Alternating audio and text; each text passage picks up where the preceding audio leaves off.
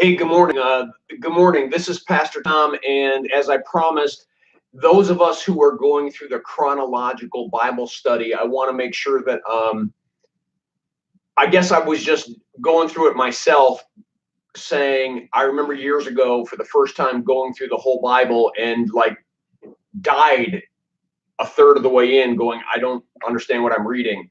And so I'm going to try to make it easier for those of you who are maybe first timers.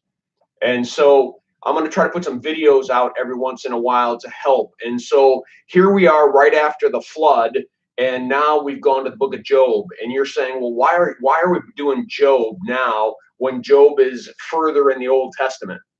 Well, because the Old Testament books are divided not chronologically. They're divided by the type of literature. And so Job, Psalms, Proverbs are all there together because they're considered the poetry books. But historians believe that Job actually existed and was somewhere just after the flood. And so here we are reading the book of Job in the middle of Genesis. And we're going to see that, especially in the New Testament, when we see Paul's letters in the book of Acts. We're going to be reading the book of Acts and all of a sudden jump out of it and back into it and jump out of it because they've put the letters of Paul in the right sequence of orders where they fit with his visits to cities. But let's go back to Job. Given the fact that it's poetry, it's written in an interesting way.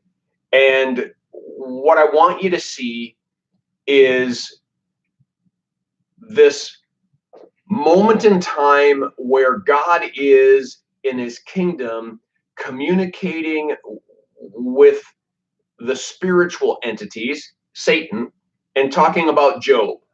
I guess the first thing I want you to do is be conscious of the fact that although we are unconscious to it most of the time, there is a kingdom, a heavenly kingdom, a spiritual kingdom that is more real than the one that we're in, that is constantly in motion and constantly working. And there are angels and archangels, and there are all sorts of beings.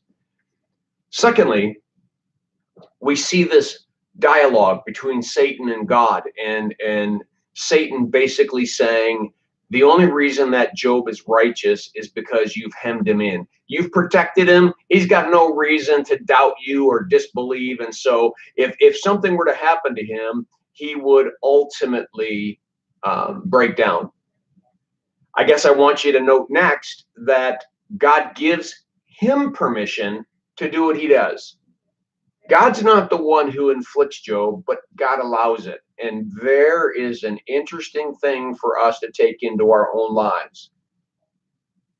God's the first person we blame sometimes, but he may not be the reason that we're going through what we're going through, but he may be allowing it. And that is a mysterious place to be. But maybe his good and perfect will still can take place even when something negative or bad is working in our lives. With that, Job's sitting in the ashes and he's suffering because of all that has happened. And then these three friends come, and we see this dialogue for chapter after chapter after chapter. And I guess I just want you to capture some general points. Job is trying to say, I'm innocent. Not that I'm sinless, but I have been in a right relationship with God, and I don't understand why this is happening to me. The three friends keep trying to tell Job that God would not be doing this to him if it weren't that he did something wrong. He must have some sin that he needs to repent of. There must be something. God's angry with him. And you can see Job getting angry with those three friends. You can see Job beginning to get angry with God, wishing that he had never been born. I mean, Job is truly in the midst of suffering and pain. And I guess most of us can relate to some of what he's going through, but thank goodness most of us have not experienced the kind of suffering that he's going through. But with that, there's this interesting dialogue where he goes back to the God of hope, and even in the midst of suffering, reminds himself who God is. But he's confused. He's confused as to why a good God is blind to his suffering and allowing him to be in the depths of it. And I guess that just screams out to me that it's okay. It's okay to ask God questions. It's okay to be angry. It's okay to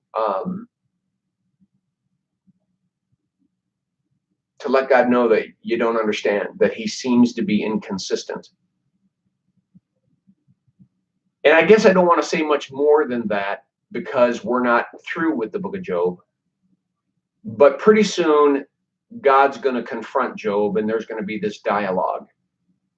And I want you to ask yourself the question, why does God talk to him the way he does? And why, and what is Job's response? Why does Job respond the way he does? And maybe those of you who might even have more questions about the book of Job, I'd love to get together at someone's house maybe after Job and discuss it a bit, or over dinner someplace. We meet and have a bite to eat. But I'm now going to try to share this video with some of you, and I'm looking for feedback. I want to know if this video has helped. Yeah, let me know whether it's helped your understanding of the book of Job, and I'll do this with some other books. All right, God bless. Have a firmly rooted day.